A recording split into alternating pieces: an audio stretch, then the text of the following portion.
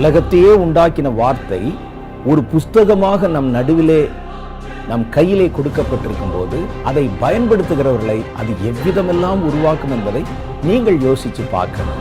அதுதான் வேத வசனத்தினுடைய ஆச்சரியமான மகத்துவம்.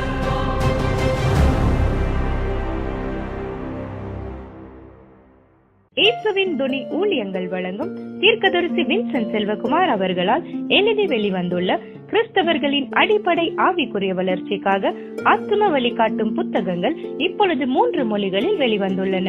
தமிழில் மீறும் பாவங்களும் அதை மேற்கொள்ளும் விதங்களும், ஆங்கிலத்தில் ways to overcome the violations of sin, கன்னடத்தில் ஆலுவா பாப்பங்களும் அதன ஜெயிசுவா விதங்களும் இப்பொழுது விற்பனையில் உள்ளன. இந்த புத்தகங்களை அமேசானிலும் பிளிப்கார்ட்டிலும் எங்கள் ஆப்பிலும் பெற்றுக்கொள்ளலாம். மேலும் விவரங்களுக்கு தொடர்பு கொள்ள வேண்டிய தொலைபேசி எண் 9731172297.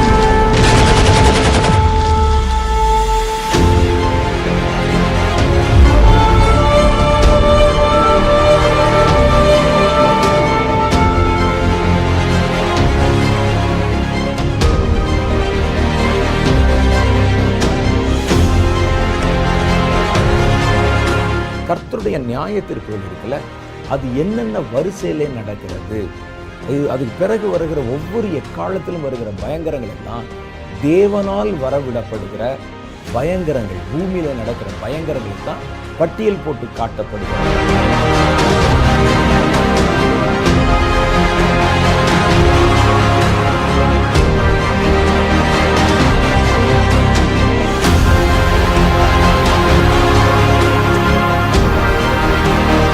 அவருடைய கோபத்துக்கு முன்பாக நிற்க முடியும் சொல்றாங்கல்ல, அந்த கோபத்தை 7 பிரிவாக குறித்து ஒவ்வொரு எக்காலங்கள் ஊதும் போதும் கர்த்தருடைய கோபாக்கினை எப்படியெல்லாம் வெளிப்பட்டது என்பதை சொல்லுவதுதான்.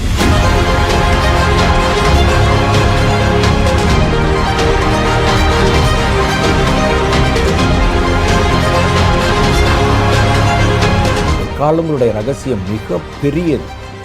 அதை இனி வருகிற ஒவ்வொரு நிகழ்ச்சிகளிலும் கொஞ்சம் கொஞ்சமா நம்ம ஆழமா பார்க்கணும்.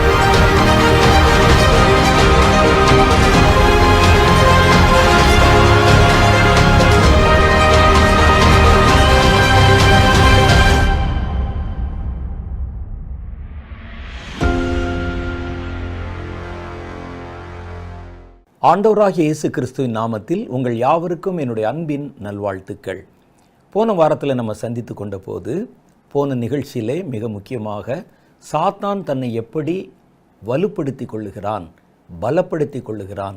ஏன்னா பலப்படுத்தி கொண்டால்தான் கர்த்தருடைய நீதிகளின்படி அவன் சில அதிகாரங்களை பெற்றுக்கொள்ள முடியும்.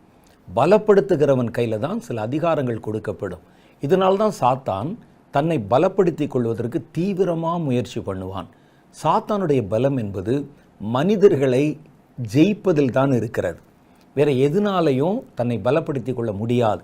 சாத்தான் தன்னுடைய பவரை, வல்லமையை எதன் மூலமாக செய்கிறான் என்றால், மனிதர்களை வஞ்சிப்பதன் மூலமும், மனிதர்களை தன்னுடைய கட்டுப்பாட்டுக்குள்ளே கொண்டு வருவதன் மூலமும், மனிதர்கள் தன்னை ஏற்றுக்கொள்ள செய்வதன் மூலமாக மாத்திரம்தான் சாத்தான் தன்னை பலப்படுத்தி கொள்ள முடியும்.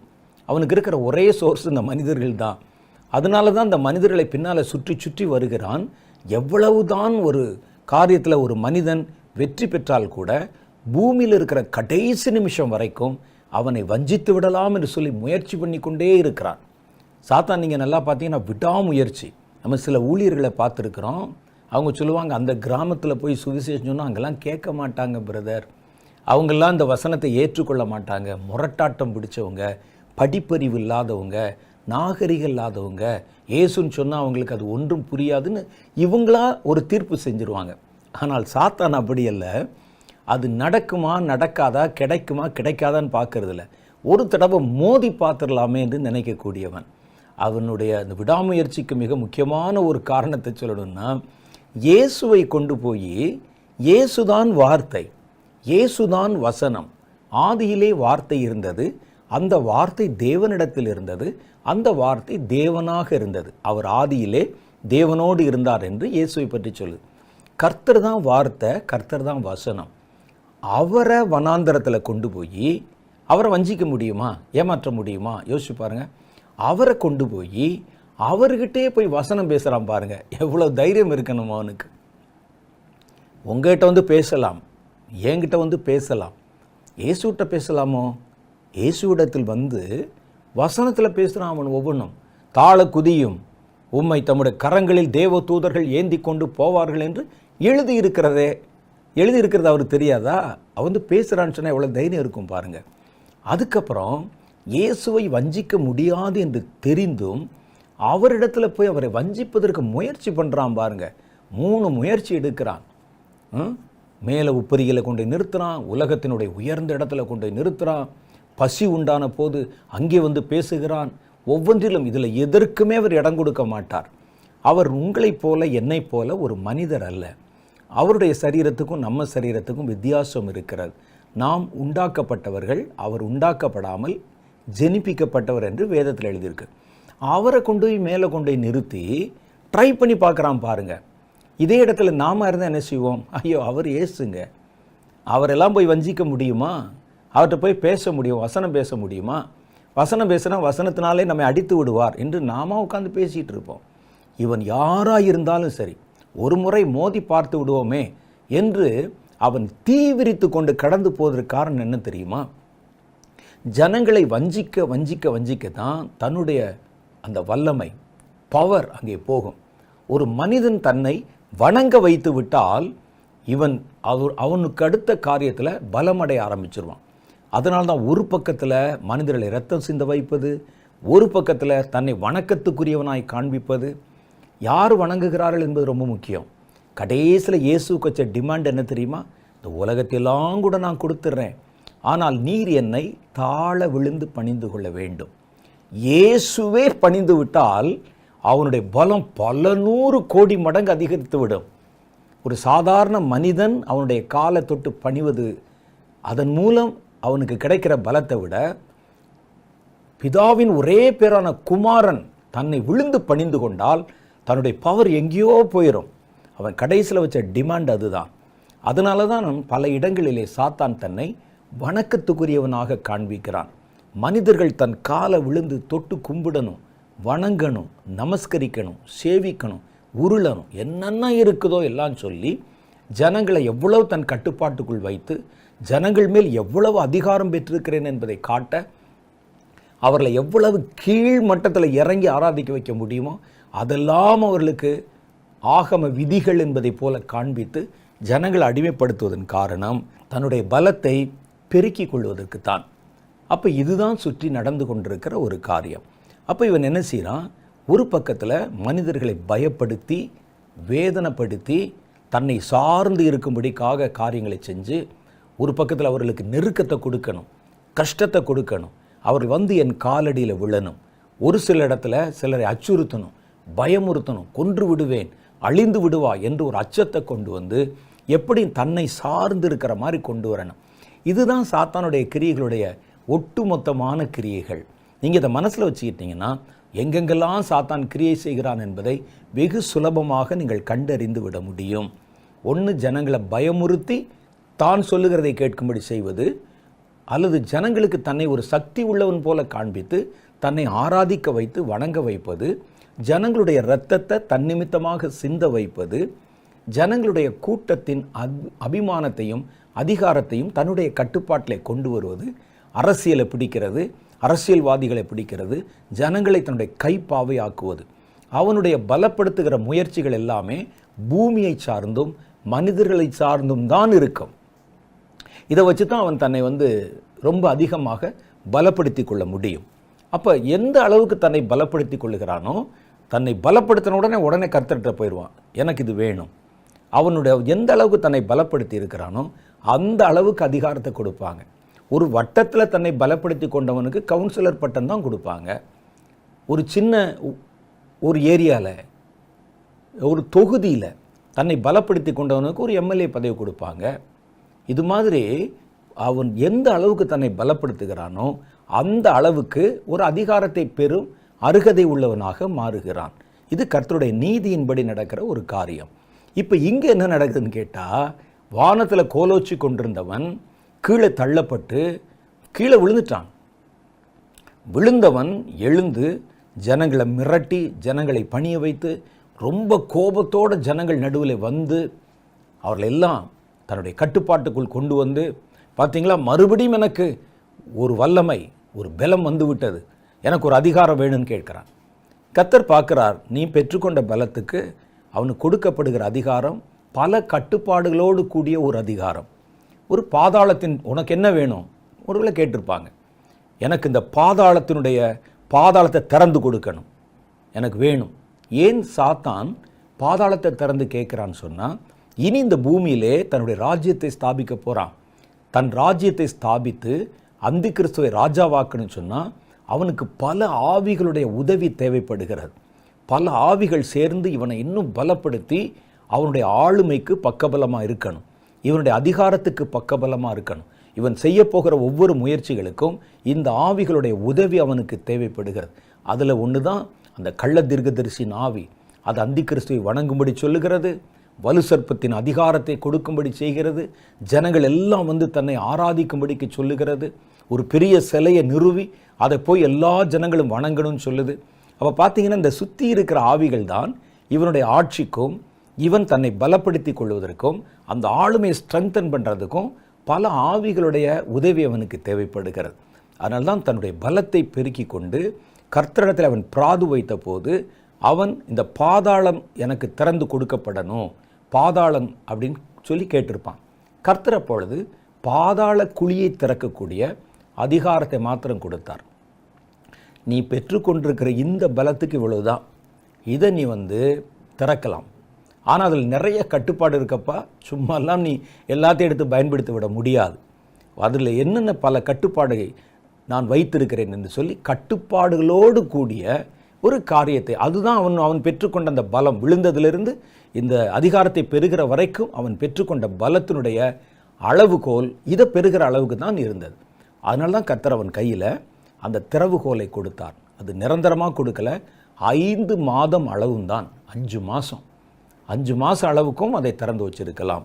இதை குறித்து வேதத்தில் நமக்கு சொல்லப்படுகிற சில காரியங்களை வாசிக்க போகிறோம். 5ஆம் தூதன் எக்காலம் ஊதின போது, நான் எங்கே வாசிக்கிறேன், வெளிப்படுத்தின விசேஷம் 9வது அதிகாரம் 1-3 வரைக்கும் உண்டான வசனங்கள். 5ஆம் தூதன் எக்காலம் ஊதினான், அப்பொழுது வானத்திலிருந்து பூமியின் மேல் விழுந்த ஒரு நட்சத்திரத்தை கண்டேன். நான் சொன்ன இந்த செய்தி எல்லாத்தையும் மனசில் வச்சுக்கிட்டு இப்போ இந்த வசன பகுதியை வாசித்து பாருங்கள், உங்களுக்கு நிறைய விஷயம் விளங்க ஆரம்பிக்கும். 5ஆம் தூதன் எக்காலம் ஊதினான், அப்பொழுது வானத்திலிருந்து பூமியின் மேல் விழுந்த ஒரு நட்சத்திரத்தை கண்டேன். அவனுக்கு பாதாள குழியின் திறவுகோல் கொடுக்கப்பட்டது. அவன் பாதாள குழியை திறந்தான். உடனே பெருஞ்சூளையின் புகையைப் போல அந்த குழியிலிருந்து புகை எழும்பிற்று. அந்த குழியின் புகையினால் சூரியனும் ஆகாயமும் அந்தகாரப்பட்டது. அடுத்து அந்த புகையிலிருந்து வெட்டுக்கிளிகள் புறப்பட்டு பூமியின் மேல் வந்தது.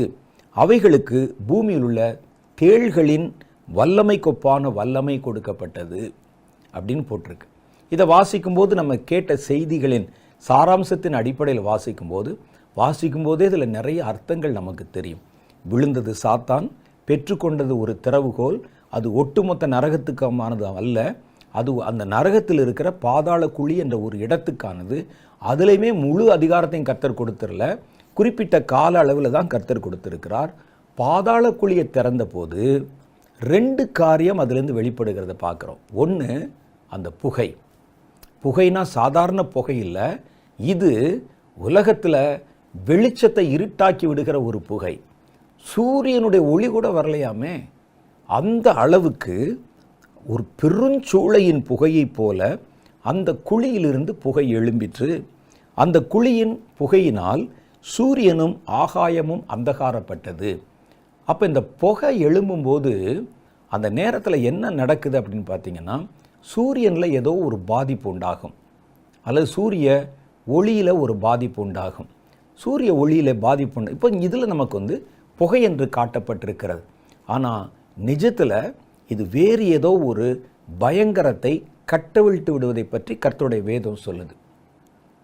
இதில் சூரியன் அந்தகாரப்பட்டது, சூரியன் சம்பந்தப்பட்ட ஏதோ ஒரு காரியத்தில் ஒரு பெரிய பாதிப்பை உண்டு பண்ணுகிறது. அடுத்து என்ன செய்யுதுன்னு பார்த்தீங்கன்னா, இது ஆகாயமும் அந்தகாரப்பட்டது. அப்போ இந்த புகையினால் நிறைஞ்சிருந்துச்சுன்னா வானம் மாசுபடும். சூரியனுக்கும் பூமிக்கும் இடையில் உண்டான தொடர்பு மாசுபடும். அப்போ அந்த மாதிரி ஏதோ ஒரு பயங்கரம் வருகிறது. உங்களுக்கு தெரிஞ்சிருக்கும், பூமியை சுற்றிலும் ஓசோன் லேயர் அப்படின்னு ஒரு லேயர் இருக்குது. ஓசோன் ஒரு காற்று மண்டலம். அது அந்த காற்று மண்டலத்தை சாதாரணமாக உங்களால் அறிந்து கொள்ள முடியாது, புரிய முடியாது. ஓசோனுடைய காற்று மண்டலத்தை நீங்கள் உணர வேண்டுமானால் அதிகாலை நேரத்தில் ஒரு கடற்கரை ஓரத்தில் நீங்கள் நடக்கணும். கடற்கரை ஓரத்தில் நடக்கும்போது ஒரு அம்மோனியா கலந்த மாதிரி ஒரு வாசனை வரும். நீங்கள் பார்த்தீங்கன்னா கடல் ஓரத்தில் அப்படி கடற்கரையில் நடக்கிறவங்களுக்கு தெரியும். அந்த வாசனை காற்று இருக்குது பாருங்கள், அதுதான் ஓசோன் மண்டலத்தில் இருக்கிற காற்று. அது வேறு பல இடங்களில் உங்களால் அதிகமாக உணர முடியாது. அது ஒரு லேயர் மாதிரி பூமியை சுற்றி கவர் பண்ணியிருக்கும். இது எதற்கு கர்த்தர் கொடுத்திருக்கிறார்? இந்த ஓசோன் அந்த லேயரை, ஓசோன் மண்டலத்தை கொடுத்திருக்கிறார்னா, சூரியனிலிருந்து வருகிற ஒளிக்கதிர்கள் நேரடியாய் மனிதருடைய சரீரத்திலே பட்டால் சரீரத்தில் கடுமையான பாதிப்புகளை உண்டு பண்ணும். அது நேராக இருந்து வரக்கூடிய அந்த கதிர்களுடைய அந்த வெளிச்சம் இருக்குது பாருங்கள், வெப்பம் இருக்குது பாருங்கள், நேராக மனிதனுடைய சரீரத்தில் பட்டால் சரீரம் கொப்புளமாக ஆரம்பிச்சிடும், தாங்க முடியாது. அதனால் கர்த்தர் என்ன ஒரு ப்ரொடெக்ஷன் கொடுத்துருக்கிறாருன்னா, நான் சொல்கிறது உண்மையான்னு பார்க்கணுன்னா ஓசோனை பற்றி நீங்கள் கூகுளில் சர்ச் பண்ணி பாருங்கள். அப்போ கர்த்தர் பூமியை சுற்றிலும் ஒரு பெரிய அடுக்கு மண்டலத்தில் கண்ணுக்கு தெரியாத ஒரு லேயர், அது பேர் ஓசோன் காற்று மண்டலம். இப்போ என்ன செய்யணும்னா, சூரியனுடைய வெளிச்சம் டைரெக்டாக மனிதர்கள் மேலே பட்டால் வேதனை உண்டாகும், கொப்புளமாக மாறிடும். பல இடத்துல ஜனங்களுடைய உச்சந்தலையிலெல்லாம் அப்படியே பெரிய பெரிய அந்த புண்கள் உண்டாகி அழுக ஆரம்பிச்சிடும். அவங்களுக்கு தாங்க முடியாத கொடிய வேதனை வரும். இன்னும் நிறைய பாதிப்புகள் மரத்தில், செடி கொடிகளில், மற்ற உயிரினங்களில் எல்லாவற்றின் மேலும் உண்டாகும். அதனால் ஒரு பிளாஸ்டிக்கை ரேப்பர் பண்ண மாதிரி கர்த்தர் இந்த ஓசோன் மண்டலத்தை மேலே வைத்திருக்கிறார். அதனால தான் உலக அளவில் இதை விளங்கி கொண்டதுனால வானத்தை மாசுபடுத்தக்கூடாது அப்படின்னு ஒரு சட்டத்தை ஐக்கிய நாடுகள் சபையின் மூலமாக அவங்க எடுத்திருக்கிறாங்க. அதனால் வானத்தில் கொண்டு எந்த குப்பையும் கொட்டக்கூடாது, வானத்தை நீங்கள் அடிக்கடி வேண்டாத காரியங்களுக்கு பயன்படுத்தக்கூடாதுன்னு சொல்லி அது உலக பொது சட்டமாக போட்டிருக்கிறாங்க. ஆனாலும் அவருடைய கண்ணில் மண்ணை தூவிட்டு பல தேசங்கள் வானத்தை தீட்டுப்படுத்த பல காரியங்களை செய்கிறது. இந்த ஓசோன் லேயர் மண்டலம் என்ன செய்யுதுன்னு சொன்னால், மேலேருந்து வருகிற சூரியனுடைய கதிர்களை ஃபில்டர் பண்ணிடுது. அதில் இருக்கிற நச்சுத்தன்மை, அதில் மனிதர்களை பாதிக்கக்கூடிய விஷயங்களை குறைத்து விட்டு அதுக்கப்புறம் இருக்கிற கதிர்களைத்தான் பூமிக்கு அனுப்புகிறது. அப்படி வர்றதுனால தான் இன்றைக்கி பூமி செழிப்பாக இருக்கிறது. நம்மளும் ஒரு கஷ்டமில்லாமல் இந்த பூமியில் வாழ்ந்து கொண்டிருக்கிறோம். சூரியனுடைய நேரடி ஒளி அப்படி வந்துச்சுன்னா, இந்த புகை வரும்போது என்ன செய்யுதுன்னா, ஒன்று சூரியனில், வானத்தில் இருக்கிற சூரியனில் ஒரு பாதிப்பை உண்டு பண்ணுகிறது. இதை தொடர்ந்து வருகிற வெட்டுக்கிளிகள் வேறு வரும்போது நீங்கள் பார்த்தீங்கன்னா மனிதர்களுக்கு கொடிய வேதனை உண்டாயிட்டுன்னு போட்டிருக்கு. அப்போ ஏதோ ஒரு பாதிப்பில் மனிதர்களுக்கு தாங்க முடியாத வேதனையை உண்டு பண்ணக்கூடிய ஒரு கிரியை தான், காரியம்தான் சாத்தானாலே கட்டவிழ்த்து விடப்பட போகிற அந்த நாட்களில். அடுத்து அந்த புகை என்ன செய்யுதான், மேலே வானத்தில் ஒரு மாசு மாதிரி படர்கிறது. சில இடங்களில் பார்ப்பீங்க, நம்ம தூத்துக்குடியில் ஸ்டெர்லைட் ஆலைக்கு எதிராக பல போராட்டங்களை நடத்தினாங்க. நீங்கள் அந்த ஜனத்தை சந்தித்து அவங்ககிட்ட கேட்டால் என்ன சொல்லுவாங்கன்னா, அந்த ஸ்டெர்லைட் ஆலையிலிருந்து புறப்படுகிற அந்த புகை காற்றில் பரவி எங்கள் உடம்புலாம் கொப்புளமாக வருது, நாங்கள் நல்ல காற்றை சுவாசிக்க முடியல அப்படின்னு தான் அவர்கள் அங்கே ஒரு போராட்டத்தை நடத்தினாங்க. அது மாத்திரம் இல்லை, அது மாத்திரம் இல்லை, ஓசோனை பாதிக்கக்கூடிய விஷயம், வானத்தை பாதிக்கக்கூடிய விஷயம் வாகனங்களிலிருந்து புறப்படுகிறது, ரெஃப்ரிஜிரேட்டர்லேருந்து புறப்படுது. இதெல்லாம் ஓசோனில் பல பாதிப்புகளை உண்டு பண்ணக்கூடியவைகள். அப்போ இந்த புகை திரளாய் எழும்பி, புகைன்னு சொன்னோடனே பாதாளத்தை திறந்த உடனே என்று மாத்திரம் நீங்கள் எடுக்கக்கூடாது. புகையினால் ஒரு பெரிய பாதிப்பு. சாத்தான் அதை கட்டவிழ்த்து விட போகிறான். புகையின் மேலே ஒரு அதிகாரம். அந்த அதிகாரம் வந்த உடனே அதை எங்கெங்கே பரவ செய்ய முடியுமோ, வானத்தில் புகை பரவுச்சுன்னா என்னாகும் பாருங்கள். நம்ம காற்று மண்டலம் மாசு அடைந்து போய்விடும்.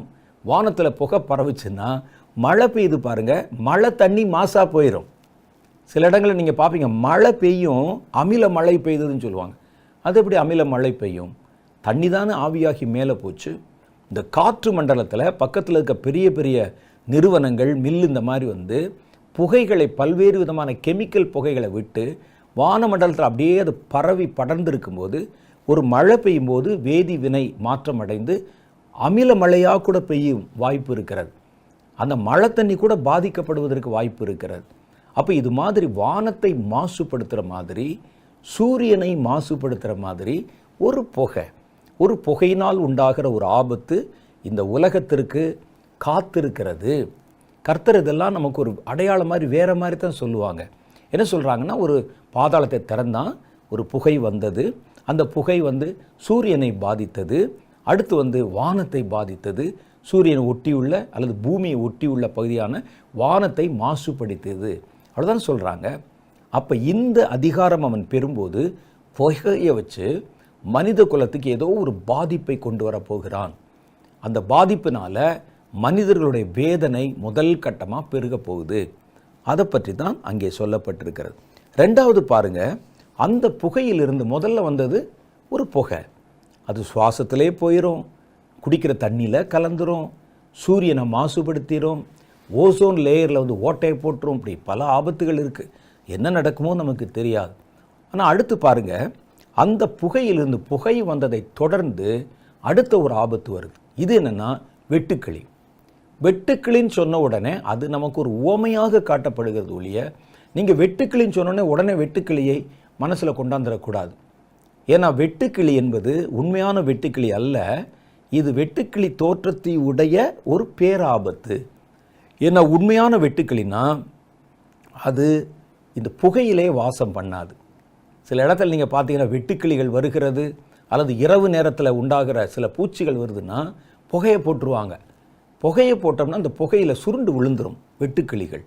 நான் பார்த்துருக்கிறேன், கிராம பகுதிகளில் சில சமயங்களில் நிறைய வெட்டுக்கிளிகள் வர ஆரம்பிச்சிடும்.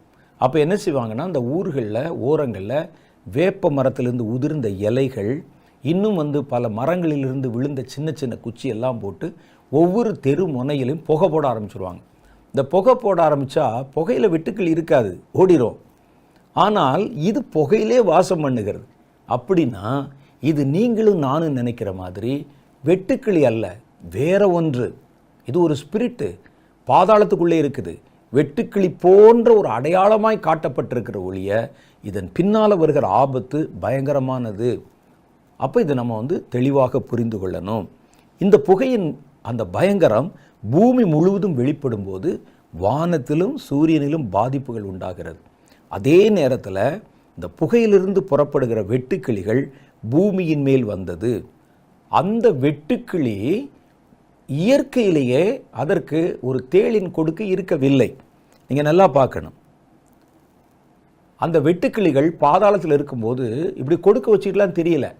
ஒரு தேளின் வல்லமைக்கு ஒப்பான வல்லமை. இது மனிதர்களை பாதிக்க வெளியே வரும்போது தான் தேளின் வல்லமைக்கு ஒப்பான வல்லமை அவைகளுக்கு கொடுக்கப்பட்டது. அப்படி தான் பைபிளில் போட்டிருக்கு பாருங்கள். இது உள்ளே இருக்கும்போது வேறு தோற்றத்தில் இருந்துச்சு, வெளியே வரும்போது மனிதர்களை பாதிக்கக்கூடிய விதத்தில் வெளிவருது. இப்போ பாருங்களேன், நான் அந்த வசனத்தை வாசிக்கிறேன், அப்போ தான் உங்களுக்கு சரியாக புரியும். அந்த புகையிலிருந்து வெட்டுக்கிளிகள் புறப்பட்டு பூமியின் மேல் வந்தது, முதல்ல வருது. அவைகளுக்கு பூமியில் உள்ள தேள்களுக்கு ஒப்பான வல்லமைக்கு ஒப்பான வல்லமை கொடுக்கப்பட்டது. அப்போ இயற்கையில் அது கிடையாது. அது பாதாளத்தில் இருந்தபோது அந்த வெட்டுக்கிளிகளுக்கு ஒரு வாலில் வந்து ஒரு தேளின் கொடுக்கில் ஒரு விஷமோ எதுவுமே இல்லை. அது வெளியே வந்த பிறகு தான் அதற்கு ஒரு அதிகாரம் கொடுக்கப்படுகிறது.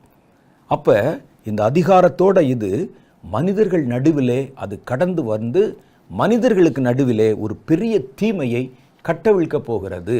அதுக்கு தான் அவன் அதை வெளியே கொண்டு வரும்படிக்கு கர்த்தரிடத்திலே அனுமதி வாங்கி கொண்டிருக்கிறான் அப்படிங்கிறத நம்ம புரிஞ்சுக்கிற முடியுது. இதில் நம்ம பார்த்தீங்கன்னா இதனுடைய விஷம் ஒரு தேளின் விஷத்தை போல்து. தேளின் விஷம் தேள் கொட்டி சாக மாட்டாங்க, மேக்சிமம் சாக மாட்டாங்க. தேளின் விஷம் கொட்டப்பட்டால் கடுப்பும் பயங்கர வேதனையும் உண்டாகும். பொதுவாக தேள் கடித்து சாக மாட்டாங்க, அதில் வந்து கடுமையான வேதனை உண்டாகும். அதை நம்ம பார்க்குறோம். அப்போ இதுக்கு கொடுக்கப்பட்ட அதிகாரம் கூட கடுமையான வேதனையை மனிதர்களுக்குள்ளே கொடுக்கிற ஒரு வல்லமை. அதற்கு அடுத்து இருக்கிற வசனங்களை நம்ம வாசித்து பார்த்துறோம் பாருங்கள்.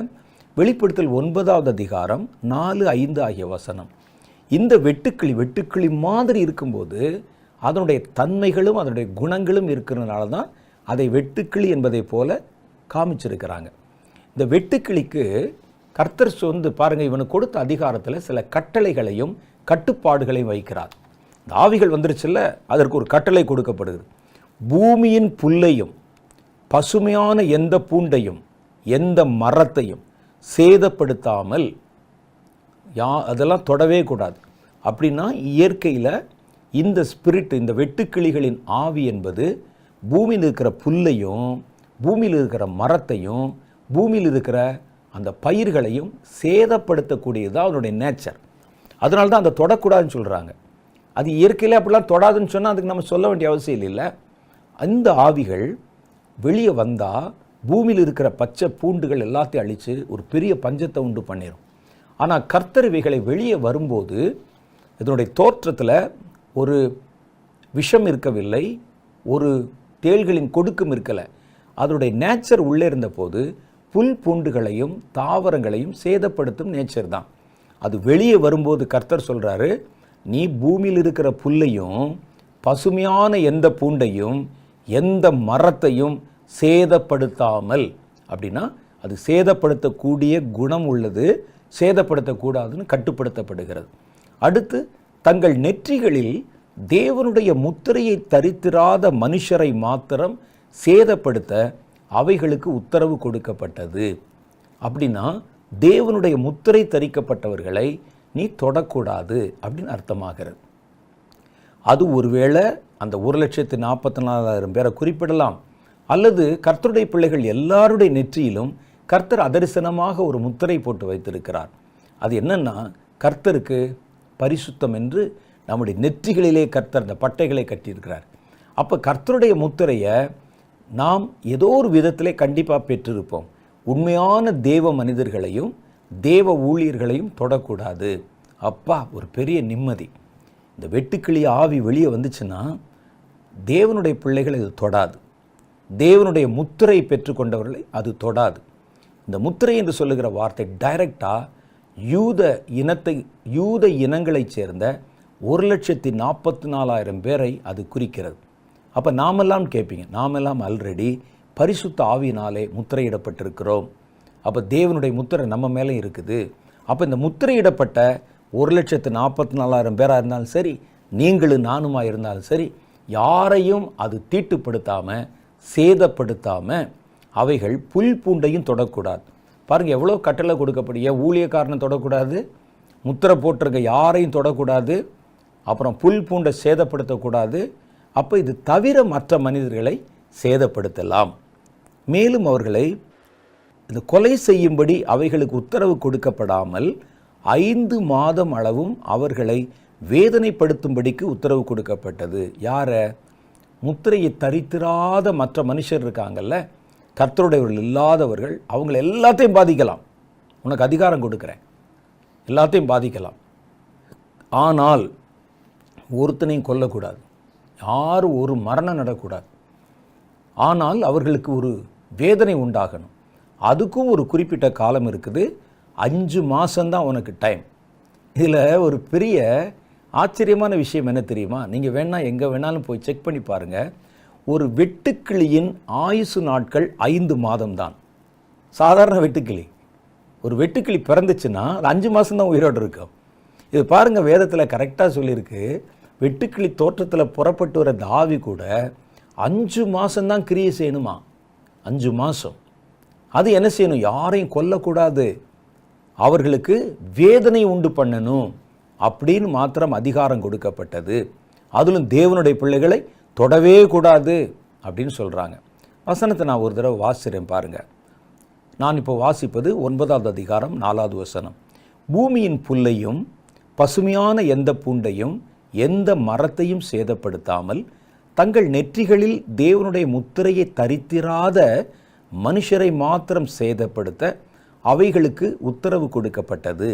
மேலும் அவர்களை கொலை செய்யும்படி அவைகளுக்கு உத்தரவு கொடுக்கப்படாமல் 5 மாதம் அளவும் அவர்களை வேதனைப்படுத்தும்படிக்கு உத்தரவு கொடுக்கப்பட்டது. அவைகள் செய்யும் வேதனை தேளானது மனுஷரை கொட்டும்போது உண்டாகும் வேதனையைப் போல இருக்கும். ஒரு தேள் மனுஷனை கொட்டுச்சுன்னா எப்படி தாங்க முடியாமல் கடுக்குமோ, அது மாதிரி ஒரு கொடிய வேதனை உண்டாகும். அந்த மாதிரி வேதனையை மாத்திரம் கொண்டாடுறது தான் உன்னுடைய வேலை. கொல்லக்கூடாது யாரையும். ஒருவன் இந்த வெட்டுக்கிளி கடித்து கொட்டி செத்தான்னு ஒரு பேர் இருக்கக்கூடாது அப்படின்னு கர்த்தர் சொல்லித்தான் அனுப்புகிறார். அப்போ இதில் என்னென்ன காரியம்லாம் கொடுத்துருக்காங்க பாருங்கள். 1, பயிர் பச்சையை தொடக்கூடாது, சேதப்படுத்தக்கூடாது. முத்திரை தரிக்கப்பட்ட கர்த்தருடைய ஊழியர்களை சேதப்படுத்தக்கூடாது. முத்திரை இடப்படாதவர்களை மாத்திரம்தான் சேதப்படுத்த வேண்டும். யாரையும் அப்படி சேதப்படுத்துகிற யாரையும் உயிர் சேதம் அடையும்படி கொலை செய்யக்கூடாது அப்படின்னு சொல்லுது. கர்த்தர் இது மாதிரி தான் சில காரியங்களை சாத்தானுடைய கட்டுப்பாட்டில் ஒப்பு கொடுக்கும்போது கூட, அதிகாரத்தை பெறும்போது கூட சில காரியங்களை கட்டுப்பாடுகளை சொல்லித்தான் அனுப்புவார். யோபுவை தொடும்படிக்கு அவன் போய் கேட்டபோது கர்த்தர் சாத்தானுக்கு அதிகாரம் கொடுத்த போது அப்படி தான் சொன்னார். யோபுக்கு உண்டான எல்லாத்தையும் தொடலாம், அவன் பிராணனை தொடக்கூடாது, அவனுடைய உயிருக்கு எந்த சேதமும் வரக்கூடாதுன்னு கர்த்தர் பேசினார். யோபுவின் புஸ்தகம் 2வது அதிகாரம் 6வது வசனத்தில் படித்து பாருங்கள்.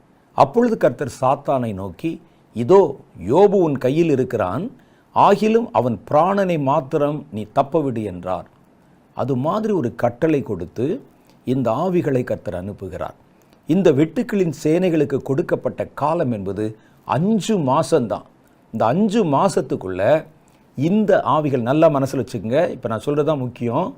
நம்ம அடுத்து பார்க்க போகிற செய்திக்கு இதுதான் அஸ்திபாரம். இந்த 5 மாதம் அளவும் நான் கொடுத்திருக்கிற இந்த அதிகாரத்தை வச்சு இந்த ஆவிகளை கொண்டு என்ன செய்யணுமோ அது 5 மாதத்துக்குள்ளே நீ செஞ்சிடணும். 5வது மாதம் இந்த வெட்டுக்கிளிகள் காணாமல் போயிடும், அந்த ஆவிகள் இருக்காது. அதை வச்சு நீ என்ன காரியம் சாதிக்கணுமோ அதை சாதிக்கணும்னு சொல்லி கர்த்தர் கட்டுப்பாடு கொடுத்து தான் அந்த சாவியை சாத்தான் கையில் கொடுக்குறார். 5வது மாதம் வந்த உடனே ஆட்டோமேட்டிக்காக அந்த சாவி, அந்த திறவுகோல் அவன் கையிலிருந்து பிடுங்கப்பட்டு விடும். அது வரைக்கும் நம்ம பார்த்த வெட்டுக்கிளிகள் எல்லாம் மறைந்து காணாமல் போயிடும். அப்போ இப்போ சாத்தான் கையில் என்ன இருக்குன்னா, ஒரு திறவுகோல், திறந்த உடனே ஒரு புகை, ஒரு வெட்டுக்கிளி. வெட்டுக்கிளிக்கு 5 மாதம் அவகாசம். அதற்கு இருக்கிற ஒரே ஒரு பவர் மனுஷரை வேதனைப்படுத்துவது. இதை வச்சு நாம் என்ன காரியம் சாதிக்க முடியும் என்று அவன் சிந்திக்கிறான். நீங்களும் சிந்திங்க. நம்ம அடுத்த வாரத்தில் நம்ம சந்திக்கும் போது அடுத்த நிகழ்ச்சியிலே நாம் இதை கொண்டு மேலதிகமான சில காரியங்களை நம்முடைய தியானத்தில் எடுத்துக்கொள்ளலாம். அதுவரை கர்த்தர் உங்களை ஆசீர்வதித்து காப்பாராக. ஆமென்.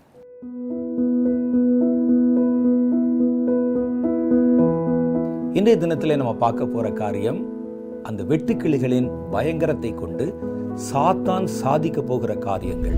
இப்போ இதுதான், இதை வச்சு சாத்தான் 5 மாதத்துக்குள்ள ஏதோ ஒரு காரியத்தை பூமியிலே அரங்கேற்ற விரும்புகிறான். அது என்ன என்பதை பற்றி நம்ம பார்க்க போகிறோம். இந்த வேதனை என்பது, இந்த வெட்டுக்கிளியின் வேதனை என்பது மனிதர்களால் தாங்க முடியாததாக இருக்கும். அன்பேரபிள். பூமியில் நம்ம ஏற்கனவே பார்த்த மாதிரி மனிதர்களுடைய அபிமானத்தை அல்லது மனிதர்களுடைய ஆதரவை எவ்வளவுக்களோ பெருக வைத்துக் கொள்ளுகிறானோ அவ்வளவுக்கு அவ்வளவுதானே சாத்தானுக்கு பவர் இருக்குன்னு நம்ம கேள்விப்பட்டோம். ஆனால் இதே மனிதர்களை இவன் இந்த பாதாளத்தின் சங்கிலி திறந்து வெட்டுக்கிளியை விடுவதன் மூலம் இவர்களுக்கு இப்படிப்பட்ட ஒரு பெரிய பாதிப்பை உண்டு பண்ணா சாத்தானுக்கு தானே நஷ்டம் என்ற ஒரு கேள்வி நமக்கு வருகிறது.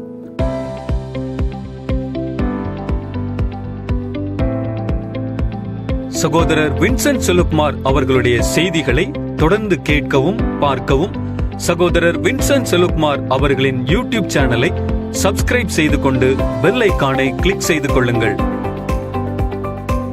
வேதத்தின் காரியங்களை அறிந்து கொள்ளவும், கடைசி கால செய்திகளை பற்றி தெரிந்து கொள்ளவும் மற்றும் ஆவிக்குரிய வாழ்க்கையில் இன்னும் வளரவும் இந்த செய்திகள் உங்களுக்கு மிகவும் பிரயோஜனமாக இருக்கும். தொடர்ந்து இந்த யூடியூப் சேனலை பாருங்கள், மற்றவர்களுக்கும் தெரியப்படுத்துங்கள். கர்த்தர் உங்களை ஆசீர்வதிப்பாராக.